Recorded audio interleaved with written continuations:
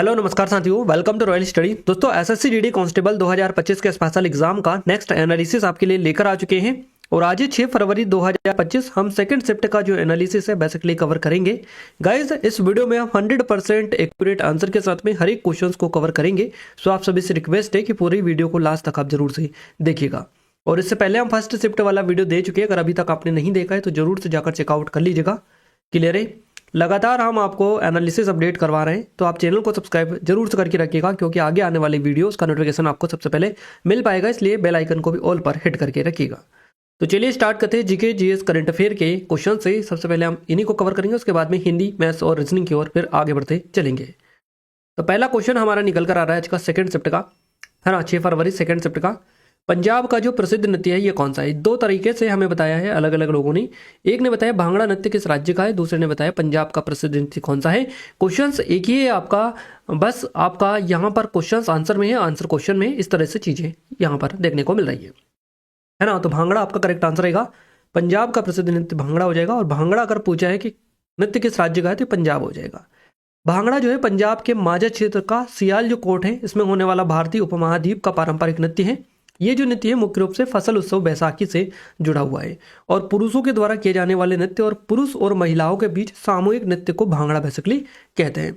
DJ रेखा America में भांगड़ा को लोकप्रिय बनाने वाली पहली दक्षिण एशियाई महिलाओं में से एक थी।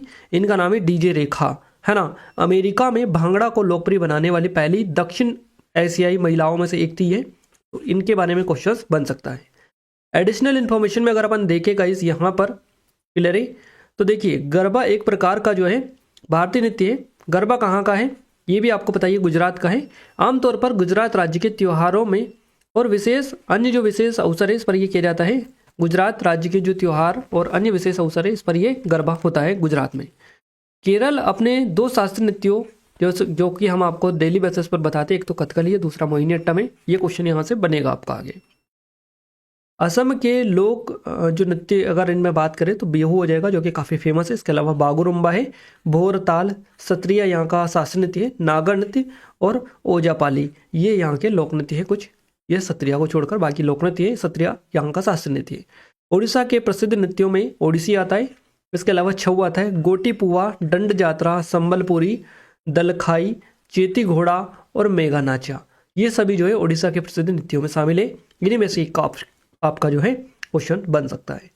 गाइस आगे बढ़े इस वीडियो में, उससे पहले थोड़ी सी अपडेट दे दें। ये हमारी एसएससी जीडी की स्पेशल टेस्ट सीरीज है, जहां से लगातार आपके एग्जाम में क्वेश्चंस रिपीट हो रहे हैं, यानी कि इसी टेस्ट सीरीज में से आपके क्वेश्चंस लगातार बन रहे हैं। और अगर आप इससे प्रिपेयर करेंगे तो काफ़ी हद तक आपका जो स्कोर है इंप्रूव हो जाएगा, क्योंकि ये लेटेस्ट पैटर्न के अकॉर्डिंग है। जो अभी लेटेस्ट पैटर्न फॉलो हो रहा है टीसीएस का, उसी के अकॉर्डिंग सारी की सारी टेस्ट सीरीज है। आप डेमो में चेकआउट खूब आप खुद चेक कर सकते हैं, है ना। सिर्फ 79 की प्राइस पर अभी आपको मिल जाएगी। लिमिटेड टाइम के लिए ऑफर है, स्पेशली आप सभी के लोग के लिए। तो जरूर से जाकर ज्वाइन कर लीजिएगा। एक बार डिस्क्रिप्शन में लिंक है, डेमो चेकआउट कर सकते हैं। ये नंबर है, कोई डाउट है कुछ क्वेरी से कॉन्टैक्ट भी कर सकते हैं, है ना। जरूर से एक बार चेकआउट करेगा। स्टडी मटेरियल, पीडीएफ, नोट्स वगैरह सारी चीज़ें हैं दुनिया भर की, आपको कहीं और जाने की जरूरत ही नहीं पड़ेगी इसको परचेस करने के बाद में। चलिए अगला क्वेश्चन है, राज्य सरकार का जो संवैधानिक प्रमुख होता है ये कौन होता है? तो राज्यपाल होता है। राज्य सरकार का संवैधानिक प्रमुख होता है राज्यपाल। राज्य सरकार का संवैधानिक प्रमुख राज्यपाल होता है और राज्य की कार्यकारी शक्ति राज्यपाल में निहित होती है और संविधान के अनुसार उसके द्वारा या तो प्रत्यक्ष रूप से या उसके अधिकारियों के अधीनस्थों के माध्यम से प्रयोग की जाएगी। वह अपने मंत्रिपरिषद की सलाह से बंधा राज्य का संवैधानिक प्रमुख होता है। वह केंद्र सरकार और राज्य सरकार के बीच एक महत्वपूर्ण कड़ी के रूप में काम करता है। इसके अलावा बात करें राज्यपाल से संबंधित संवैधानिक प्रावधान की, तो सरकार की नियुक्तियां, नियुक्ति और शक्तियां भारतीय संविधान का जो भाग 4 है इससे प्राप्त की जा सकती है। आर्टिकल 153 कहता है कि प्रत्येक राज्य के लिए एक राज्यपाल होगा। एक व्यक्ति 2 या 2 से अधिक राज्यों का राज्यपाल नियुक्त किया जा सकता है। ये भी चीजें यहाँ पर देखने को मिलती है। चलिए अगला जो क्वेश्चन है ये है दूसरी पंचवर्षीय योजना से 5 ईयर प्लान से लगातार क्वेश्चन बन रहे हैं। हर शिफ्ट में लगभग 2-3 क्वेश्चन पूछे जा रहे हैं। दूसरी पंचवर्षीय योजना का मुख्य उद्देश्य क्या है? ये था, एक ने बताया है कि भारत में दूसरी पंचवर्षीय योजना का जो अनुमानित विकास लक्ष्य था ये क्या था? तो यह था 4.5%, है ना। दूसरी पंचवर्षीय जो योजना है इसमें इस योजना में नेहरू महालनोबिस मॉडल को अपनाया गया था। क्लियर है? और ये फर्स्ट शिफ्ट में पूछा था आपसे महालनोबिस मॉडल वाला। दूसरी पंचवर्षीय योजना किस मॉडल पर आधारित थी? ये जो दूसरी पंचवर्षीय योजना थी, इस योजना का जो मुख्य उद्देश्य था ये बुनियादी और भारी उद्योगों के विकास पर विशेष जोर देने के साथ साथ तेजी से औद्योगिकीकरण इसका मुख्य उद्देश्य था, अगर उद्देश्य में आपसे ये पूछा गया हो तो, है ना। बाकी ये परसेंटेज वाला 4.5% लक्ष्य दर रखा गया था इसका वृद्धि का, किसने हासिल की थी ये भी हम आगे बताएंगे। 1956 की औद्योगिक नीति ने आर्थिक नीति के लक्ष्य के रूप में समाज के एक समाजवादी प्रतिरूप की स्थापना को स्वीकार किया। प्रोफेसर पीसी महालनोबिस इस मॉडल के मुख्य वास्तुकार थे। पीसी महालनोबिस के मॉडल पर आधारित थी पंचवर्षीय योजना। भारत में दूसरी पंचवर्षीय योजना के लिए कुल मिलाकर 48 अरब रुपए आवंटित किए गए थे और निम्नलिखित क्षेत्रों ने यह जो राशि है प्राप्त की, जैसे कि संचार और परिवहन, विविध सेवाएं, है ना, विविध सामाजिक सेवाएं, बिजली और सिंचाई और अन्य। 4.5% की लक्ष्य वृद्धि दर की तुलना में वास्तविक वृद्धि दर 4.27 है ना, 4.27% इसने हासिल की थी। 4.5% की लक्ष्य इसका रखा गया था, इससे थोड़ी सी कम इसने वृद्धि दर हासिल की थी। अगला है मणिपुर का एक प्रमुख त्योहार कौन सा है। क्वेश्चन इस तरह से भी हो सकता है कि चेइरा ओबा, चेइरा ओबा किस राज्य का त्योहार है, तो मणिपुर आपका करेक्ट आंसर रहेगा। क्लियर है, चेइरा ओबा मणिपुर का एक प्रमुख त्योहार है, या मणिपुर का प्रमुख जो त्योहार है चेइरा ओबा है, जिसे साजिबू नोगमा पनबा भी कहा जाता है। ये जो त्योहार है मैतेई समुदाय के लोग जो है चंद्र कैलेंडर के मुताबिक मनाते हैं। इसे मणिपुरी नव वर्ष के नाम से भी स्पेशली जाना जाता है। और चेइरा ओबा जो है त्योहार, ये त्योहार अप्रैल में आता है।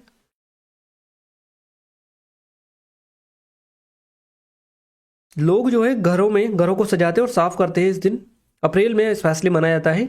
एक दूसरे को शुभकामनाएं देते हैं। इस त्योहार में लोग भगवान की पूजा करते हैं, अपने रिश्तेदारों से मिलने जाते हैं इस त्योहार में, जो कि ये है चेइरा ओबा त्योहार के नाम से इसको जाना जाता है। अगला क्वेश्चन है ऋग्वेद में ऋचाओं की जो संख्या है कितनी है, तो 10,580 ऋचाएं देखने को मिलती है। ऋग्वेद में कुल 10,580 ऋचाएं हैं।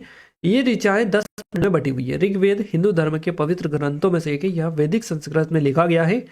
तो ऋग्वेद में 1028 सूक्त हैं। ऋग्वेद में कई सूक्तों में वैदिक देवी देवताओं की स्तुति की गई है। ऋग्वेद से हमें आर्यों के इतिहास, राजनीतिक व्यवस्था, ईश्वर की महिमा के बारे में जानकारी मिलती है। ऋग्वेद के तीसरे मंडल से में गायत्री मंत्र देखने को मिलता है। तो इस तरह से ये चीजें यहाँ से आपकी बेसिकली बनती है। नेक्स्ट क्वेश्चन है चंद्रशेखर राव केसीआर, है ना, चंद्रशेखर राव किस पार्टी से संबंधित है, तो भारत राष्ट्र समिति BRS से इनका संबंध है। चंद्रशेखर राव जिन्हें कि चंद्रशेखर राव के नाम से भी जाना जाता है, भारत राष्ट्र जो समिति है इसके संस्थापक और वर्तमान में नेता है। इससे पहले उनका पार्टी का जो नाम था ये था तेलंगाना राष्ट्र समिति TRS, है ना। अब BRS है, पहले TRS थी। तो भारत राष्ट्र समिति थी पहले, अब तेलंगाना राष्ट्र समिति है। वे तेलंगाना राज्य के प्रमुख राजनीतिक नेताओं में से एक है। क्लियर है, याद रखना है। अगला क्वेश्चन है हमारा संगीत नाटक अकादमी की स्थापना कब की गई थी। संगीत नाटक अकादमी की स्थापना की गई थी 1953 में। संगीत नाटक अकादमी देश के प्रदर्शन में, यानी देश में प्रदर्शन कला के क्षेत्र में शीर्ष निकाय का गठन जो है 1953 में 1953 में किया गया था। यह संगीत नृत्य नाटक के रूप में व्यक्त भारत की विविध संस्कृति की विशाल अमूर्त विरासत के संरक्षण और प्रसार के लिए स्थापित किया गया था। अकादमी का जो प्रबंधन है इसकी सामान्य परिषद में निहित है। और अरियाकुडी रामानुज अयंगर कराईकुडी साहित्य नाटक अकादमी पुरस्कार प्राप्त करने वाले पहले व्यक्ति थे, याद रखिएगा। संगीत नाटक अकादमी पुरस्कार संगीत नाटक अकादमी भारत के संगीत नृत्य और नाटक के राष्ट्रीय अकादमी द्वारा दिए जाने वाला एक राष्ट्रीय पुरस्कार है। संगीत नाटक अकादमी की जो स्थापना है ये 31 मई को हुई थी 1952 को। मानव संसाधन विकास मंत्रालय के एक संकल्प के द्वारा इसकी स्थापना की गई थी। अगला क्वेश्चन है 7वीं पंचवर्षीय योजना से एक क्वेश्चन आपको बना था। क्वेश्चन एग्जैक्ट तो नहीं मिल पाया था, फिर भी हमने डाला है कि कुछ इस तरीके से आपका आई थिंक हो सकता है कि 7वीं पंचवर्षीय योजना जो कि 1985 से 90 तक चली थी, मुख्य रूप से इसमें किस पर जोर दिया गया, तो खाद्य अनाज उत्पादन, रोजगार, उत्पादकता पर इस पर जोर दिया गया।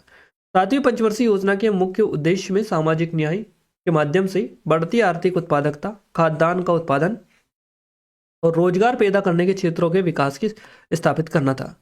7वीं पंचवर्षीय योजना का जो नेतृत्व है ये कांग्रेस पार्टी ने प्रधानमंत्री के रूप में राजीव गांधी के साथ किया था। इस योजना ने प्रौद्योगिकी को उन्नत करके लोगों या उद्योगों के उत्पादकता स्तर में सुधार पर जोर दिया, है ना। 7वीं पंचवर्षीय योजना के मुख्य उद्देश्य सामाजिक न्याय के माध्यम से बढ़ती आर्थिक उत्पादकता, खाद्यान्न का उत्पादन और रोजगार पैदा करने के क्षेत्रों में विकास स्थापित करना था। अगला क्वेश्चन है हमारा राज्य के नीति निर्देशक जो सिद्धांत है DPSP किसमें दिए गए हैं, है ना। तो ये भाग 4 आर्टिकल 36 से 51 तक के बीच में आपको देखने को मिलता है। अगर भाग पूछा था तो ठीक है, आर्टिकल पूछा था तो वो भी पता चल चुका है। DPSP की बात करें, directive principles state of policy, है ना, directive principles of state policy ये होता है DPSP। राज्य के नीति निदेशक सिद्धांत। भारत के जो भारतीय संविधान इसके भाग 4 में अनुच्छेद 56, 36 से 51 में देखने को मिलते हैं। ये सिद्धांत सरकार को मार्गदर्शन देने वाले दिशा निर्देश है ताकि वह समाज के सभी वर्गों के कल्याण के लिए नीति बनाते समय इन बातों को ध्यान में रखे। ये होते हैं डीपीएसपी, राज्य के नीति निदेशक सिद्धांत। इनका उद्देश्य भारतीय समाज में समानता, सामाजिक न्याय और विकास लाना है और ये अधिक रूप से यानी कि विधिक रूप से बाध्यकारी नहीं होते, यानी सरकार को इन्हें लागू करने के लिए अनिवार्य नहीं किया जाता गया है, लेकिन ये एक आदर्श मार्गदर्शक के रूप में काम करते हैं। ये सिद्धांत जो है भारतीय संविधान के भाग 4 के अनुच्छेद 36 से 51 में दिए गए हैं और ये सिद्धांत देश के शासन के लिए अति दिशा निर्देश जो है तय करते हैं। ये सिद्धांत गैर न्याय संगत है, इसलिए अदालतें इन्हें लागू नहीं कर सकती हैं। अगला क्वेश्चन है, विश्व कप 2023 में सबसे ज्यादा विकेट लेने वाले जो गेंदबाज है कौन है? तो मोहम्मद शमी करेक्ट आंसर रहेगा। भारतीय तेज गेंदबाज है भारतीय गेंदबाज मोहम्मद शमी। साल 2023 के आईसीसी क्रिकेट वर्ल्ड कप में सबसे ज्यादा विकेट लेने वाले गेंदबाज रहे हैं और उन्होंने 7 मैचों में कुल 24 विकेट चटकाए। तो विश्व कप 2023 में सबसे ज्यादा विकेट लेने वाले गेंदबाजों की लिस्ट में Mohammed Shami 24 wicket, Adam Zampa 23 wicket, Dilshan Madushanka 21 wicket, Jasprit Bumrah 20 wicket लिए। विश्व कप 2023 के फाइनल मैच में मोहम्मद शमी ने न्यूजीलैंड के खिलाफ 7 विकेट लिए थे, स्पेशली याद रखना है। अगला क्वेश्चन है, what need to be done to conserve water, है ना? तो ये जल संरक्षण के लिए निम्नलिखित में से कौन सी विधि सबसे प्रभावी है? तो स्नान के लिए कम जल का इस्तेमाल। अब ये तो एक ऑप्शन हमने डाला है, बाकी आपको क्या ऑप्शन में मिला था उसके अकॉर्डिंग आपको लगाना था। यहाँ पर हमने लिस्ट दी है पूरी कि कौन कौन सी चीजें जल संरक्षण के लिए सबसे प्रभावी तरीके हैं। वर्षा जल संचय, वर्षा के पानी को एकत्रित करें और बागवानी या अन्य कार्यों में उपयोग करें। कम पानी उपयोग करने वाले उपकरण यानी कि लो फ्लो शावर हेड्स, है ना, ड्यूल फ्लश टॉयलेट और पानी बचाने वाले वॉशिंग मशीन का इस्तेमाल करें। लीकों की मरम्मत करें, पानी से टपकते नल, है ना, नल से टपकते पानी और पाइप जो है इनकी तुरंत मरम्मत करें। स्मार्ट इरिगेशन प्रणाली, ड्रिप इरिगेशन और स्मार्ट सिंचाई प्रणाली का उपयोग करें। पानी का पुनः उपयोग यानी सब्जियां धोने या बर्तन धोने के पानी का पुनः उपयोग करें। जागरूकता फैलाएं, जल बचाने के महत्व के बारे में परिवार और समुदाय में जागरूकता बढ़ाएं। ये कुछ टिप्स हैं जिनसे जल संरक्षण के लिए जो है जल संरक्षण किया जा सकता है। जल संरक्षण के लिए सबसे प्रभावी तरीके ये हैं। आइए अब हम बात करते हैं आगे नेक्स्ट क्वेश्चन की। दांतों की चिकित्सा में उपयोग होने वाली रासायनिक प्रतिक्रियाओं में से कौन से विकल्प सही है? तो सोडियम बाइकार्बोनेट ये सही है। बाकी दांतों की चिकित्सा में उपयोग होने वाली रासायनिक प्रतिक्रिया ये भी है, सोडियम बाइकार्बोनेट, सिल्वर अम्लगम, है ना, ग्लास आइनोनोमर सीमेंट और कैल्शियम हाइड्रोक्साइड कंपोजिट रेजिन, है ना। तो ये सारी चीजें हैं, इनमें से आपको एक ऑप्शन मिला होगा जहां तक सोडियम बाइकार्बोनेट होगा। अगला क्वेश्चन है, किस केंद्र शासित प्रदेश में गरीबी दर सबसे अधिक है? यह क्वेश्चन इस तरह से भी हो सकता है। राष्ट्रीय बहुआयामी गरीबी सूचकांक रिपोर्ट 2023 के अनुसार निम्नलिखित में से किस केंद्र शासित प्रदेश में गरीबी दर सबसे कम है? तो पुडुचेरी करेक्ट आंसर रहेगा। अगर ये पूछा जाए कि गरीबी दर सबसे अधिक कहां पर है, तो ये दादर और नगर हवेली, दमन और द्वीप रहेगा। सबसे कम पूछा जाए तो पुडुचेरी रहेगा। दोनों चीजें आपको क्लियर होनी चाहिए। राष्ट्रीय बहुआयामी गरीबी सूचकांक रिपोर्ट 2023 के अनुसार पुडुचेरी केंद्र शासित प्रदेश में गरीबी जो दर है सबसे कम है, जो 1.72% है। वही राष्ट्रीय बहुआयामी गरीबी सूचकांक जो रिपोर्ट है 2023, इसके अनुसार दादर और नगर हवेली, दमन और दीव जो है यहाँ पर केंद्र शासित प्रदेश में गरीबी जो दर है सबसे अधिक है, यहाँ पर है 27.36%। तो याद रखिएगा, काफी ज्यादा इंपॉर्टेंट है गाइज। ये जो ई बुक है हमारी, इससे आपके एग्जाम में लगातार क्वेश्चंस रिपीट हो रहे हैं, यानी कि जो एग्जाम का पैटर्न है सेम टू सेम पैटर्न पर हमने स्पेशली आप सभी के लोगों पर की डिमांड पर इसको प्रिपेयर किया है ना। तो आप जरूर से एक बार चेकआउट करिएगा। डेमो डिस्क्रिप्शन में लिंक है, जाकर चेकआउट कर सकते हैं एप्लीकेशन पर, ई बुक वाले सेक्शन में, वहां पर मिल जाएगा, है ना। लेटेस्ट पैटर्न पर बेस्ड है पूरी की पूरी। आगामी परीक्षाओं के लिए आपके लिए बेस्ट रहेगी, जितनी भी आपकी एसएससी और रेलवेज की एग्जाम है। तो एक बार जाकर विजिट करिएगा, चेकआउट करिएगा डेमो। ये नंबर है, कोई डाउट है, कुछ क्वेरी से कॉन्टैक्ट भी आप हमसे कर सकते हैं। अगला क्वेश्चन है, दयानंद सरस्वती ने किस समाज की स्थापना की थी? तो इन्होंने आर्य समाज की स्थापना की। अप्रैल 1875 में दयानंद सरस्वती ने बॉम्बे में आर्य समाज की स्थापना की थी। ये आदर्श वाक्य कृणवंतो विश्वम आर्यम, इस दुनिया को महान बनाए के साथ बनाया गया था। सामाजिक सांस्कृतिक आंदोलन का उद्देश्य वैदिक ज्ञान के बारे में लोगों में जागरूकता बढ़ाकर समाज में सुधार करना था। आर्य समाज एक एकेश्वरवादी भारतीय हिंदू सुधार आंदोलन है, जो वेदों के अचूक अधिकार में विश्वास के आधार पर मूल्यों को बढ़ावा देता है। दयानंद सरस्वती का जन्म 12 फरवरी 1824 को हुआ था। वे एक भारतीय दार्शनिक, सामाजिक नेता और वैदिक धर्म के सुधार आंदोलन, आर्य समाज के संस्थापक थे। अगला जो क्वेश्चन है कुछ इस तरीके से, from physical science to mathematics, इस तरह से भी क्वेश्चन आपका बनाया था, फिजिकल से क्वेश्चंस, फिजिक्स से क्वेश्चंस बने थे, साइंस फिजिक्स साइंस से। अगला जो क्वेश्चन है ये आपका है, ऋग्वेद में मंत्रों को क्या कहते हैं। अब देखिए हमने एक तो आपको बताया था ऋग्वेद में जो ऋचाएं हैं इनकी संख्या कितनी है, क्लियर है। एक क्वेश्चन ये है कि ऋग्वेदों के मंत्रों को क्या कहा जाता है। तो जहां तक पॉसिबिलिटी है एक ही क्वेश्चन आपका होगा, बट हमें अलग अलग तरीकों से बताया है, तो हमारा भी फर्ज बनता है यहाँ पर आपको जो भी चीज़ें हैं क्लियर बताने का। तो ऋग्वेदों के मंत्रों को जो कहा जाता है ऋचा, इनको बोला जाता है। ऋग्वेद के मंत्रों को ऋचा कहते हैं। ऋचा शब्द की जो उत्पत्ति हुई है ऋग से हुई है, जिसका अर्थ होता है प्रशंसा करना होता है। ऋग्वेद में 10 मंडले, 1028 सूक्त हैं और 10,462 ऋचाएं। तो ऋग्वेद में मौजूद ऋचा मंत्रों को पद्म में भी लिखा जाता है। ऋग्वेद में मौजूद मंत्रों को पढ़ने वाले ऋषि को होत्र कहा जाता कहते हैं, और होत्र ऋग्वेद में मौजूद मंत्रों को वैदिक भाषा में लिखा गया था, तो ये भी आपको पता होना चाहिए। अगला क्वेश्चन है, सार्वजनिक ऋण का अर्थ क्या होता है। केंद्र सरकार या किसी अन्य सरकारी निकाय द्वारा लिया गया कुल ऋण जो होता है ये होता है सार्वजनिक ऋण। सार्वजनिक ऋण का मतलब केंद्र सरकार या किसी अन्य सरकारी निकाय द्वारा लिया गया ऋण। ये ऋण सरकार के विकास बजट को, बेसिकली सरकार को के बजट को पूरा करने के लिए ये जो है लिया जाता है, सरकार के विकास बजट को पूरा करने के लिए इसको लिया जाता है। और सार्वजनिक ऋण को सरकारी ऋण, राष्ट्रीय ऋण, संप्रभु ऋण, सार्वजनिक हित के नाम से भी जाना जाता है। नेक्स्ट है, किस केंद्र शासित प्रदेश में पुरुष साक्षरता दर सबसे कम है। तो ये दादर और नगर हवेली रहेगी। 2011 की जनगणना के अकॉर्डिंग सबसे कम साक्षरता दर दादर और नगर हवेली केंद्र शासित प्रदेश में दर्ज की गई। दादर और नगर हवेली जो है इस पे कुल साक्षरता दर 77.24% है। यह भारत में सबसे कम पुरुष साक्षरता दर है। और साक्षरता के मामले में पुरुषों की जो संख्या है महिलाओं से अधिक है। पुरुषों की साक्षरता 85.17% है, जबकि महिलाओं की साक्षरता है 64.32%। तो आप देख सकते हैं कितना आपका डिफरेंस है दोनों में, है ना। यहाँ पर जीके के जो क्वेश्चंस थे वो ऑलरेडी आपको कवर करवा चुके हैं। अब हम हिंदी, मैथ्स और रीजनिंग की ओर आगे बढ़ेंगे। सो आप सभी से रिक्वेस्ट है कि पूरा वीडियो लास्ट तक देखिएगा। ये एसएससी डीडी की हमारी स्पेशल टेस्ट सीरीज है, सिर्फ 79 रुपीज़ की प्राइस पर अभी आपको मिल जाएगी। इनरोल नहीं किया है तो कर लीजिएगा, डिस्क्रिप्शन में लिंक आपको मिल जाएगी। ये आरआरबी एनटीपीसी की हमारी स्पेशल टेस्ट सीरीज है। ये आरपीएफ कांस्टेबल के लिए अवेलेबल है। सिर्फ 79 रुपीज़ की इनकी प्राइस है सभी की। स्पेशल ऑफर के थ्रू काफ़ी कम प्राइस में आप ले सकते हैं। स्पेशल ऑफर आपके लिए है लिमिटेड टाइम के लिए। तो लेटेस्ट पैटर्न वाली सारी की सारी एक बार जाकर जरूर से विजिट करिएगा, चेकआउट करिएगा। ये हमारी मध्य प्रदेश के एग्जाम के लिए, अगर आप चाहें तो डिस्क्रिप्शन में लिंक के जाकर चेकआउट भी कर सकते हैं। अब हम बात करते हैं हिंदी की, क्लियर है। हिंदी में पहला क्वेश्चन बना है, चंद्रहास का पर्यायवाची शब्द जो है क्या होगा। तो ये तलवार, खड़ग, हंसी, कृपाल, करवाल, खंजर, ये सभी जो है चंद्रहास के पर्यायवाची शब्द है। गद्यांश आपका एक आया था जिसे 5 क्वेश्चन बने। रचनाएं से क्वेश्चन पूछा गया। विलोम शब्द आपके 2 पूछे गए। इसके अलावा पर्यायवाची भी आपका आया था।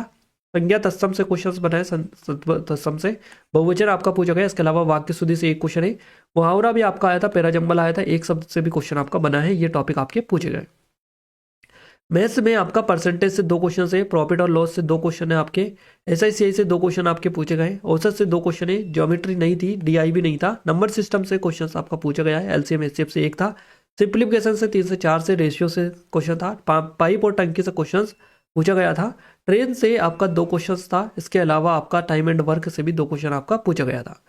अगर बात करें रीजनिंग में गाइस, तो रीजनिंग में ब्लड रिलेशन, रक्त संबंध से 2 क्वेश्चन थे। नंबर सीरीज से क्वेश्चन पूछा गया। वेन डायग्राम से 1 क्वेश्चन था आपका। एनालॉजी देखने को नहीं मिली, 5 से यानी डाइस से 1 क्वेश्चन आपका पूछा गया था। मैथमेटिकल ऑपरेशन भी नहीं था। सिलोज में से 1 से 2 क्वेश्चन था आपका। सिलोज में कोडिंग डिकोडिंग 3 थी। मिरर इमेज से क्वेश्चन बना था। काउंटिंग फिगर से क्वेश्चन बना। मेसिंग नंबर से क्वेश्चन बना। फिगर सीरीज से क्वेश्चन पूछा गया। वर्ड फॉर्मेशन नहीं था, आकृति भी नहीं थी। सिमिलर सेट भी देखने को नहीं मिला। इसके अलावा सिटिंग अरेंजमेंट से 2 क्वेश्चन थे। कथन निष्कर्ष पूछा गया और पजल से भी क्वेश्चन आपके बने हैं। तो हमने आपको ऑल जितने भी टॉपिक आपके एग्जाम में पूछे गए सारे लगभग कवर करने की आपकी कोशिश की है, क्लियर है। जो भी था हमने आपको पूरा बताने में आपकी हेल्प की है। बाकी आप भी अगर पता है तो कमेंट में कमेंट करके बता सकते हैं। बाकी एक चीज़ बताना चाहेंगे, आप लोगों का एग्जाम कब है कब नहीं है, आप हमें डिस्क्रिप्शन में लिंक है, वहाँ पर सबसे पहले लिंक मिलेगी डिस्क्रिप्शन में, उस पर जाइए। हमने लिख रखा है वहाँ पर कि आपकी एग्जाम कब है, यहाँ से बताएं। तो आगे वो जो लिंक आपको दे रखी है गूगल फॉर्म की, उस पर क्लिक करके आप हमें बता सकते हैं कि आपकी एग्जाम किस दिन, किस तारीख को, किस शिफ्ट में है ना। पूरी चीज़ें वहाँ पर है, तो आप जाइए जरूर से बताइएगा ताकि हम आपकी और अधिक से अधिक हेल्प कर पाएँ, क्लियर है। और ये हमारी स्पेशल टेस्ट सीरीज वगैरह है, तो अगर आप चाहें तो डिस्क्रिप्शन में लिंक के जाकर चेकआउट करिएगा, क्योंकि जो पैटर्न अभी फॉलो हो रहा है उसी के अकॉर्डिंग सारा कंटेंट आपको वहाँ पर मिल रहा है। तो आप जाकर खुद भी चेकआउट कर सकते हैं। है ना। ये ई बुक है हमारी जो कि एमपी मतलब जीके के लिए स्पेशल है, जीके और जीएस के लिए। तो जाकर आप इसके बारे में भी डिटेल वहाँ पर चेकआउट कर सकते हैं, डेमो भी चेकआउट कर सकते हैं। लेटेस्ट पैटर्न पर बेस्ड है, एसएससी रेलवेज की एग्जाम के लिए सफिशियंट है ये, क्योंकि यहाँ पर लेटेस्ट टीसीएस का जो अभी वर्तमान में कंटेंट आ रहा है, जो लेटेस्ट पैटर्न फॉलो हो रहा है उसी के अकॉर्डिंग सारी की सारी ये आपको मिलेंगे क्वेश्चंस। तो आप एक बार जाकर भी खुद हूबहू चेकआउट कर सकते हैं। क्लियर है। इन वीडियोस की पीडीएफ के लिए आपको क्या करना है, एप्लीकेशन को डाउनलोड कर लेना है, टेलीग्राम चैनल ग्रुप को ज्वाइन कर लेना है। दोनों की लिंक आपको इस वीडियो को डिस्क्रिप्शन में मिल जाएगी। क्लियर है। तो मिलते हैं हमारे नेक्स्ट स्टडी वीडियो में, तब तक के लिए जय हिंद, वंदे मातरम।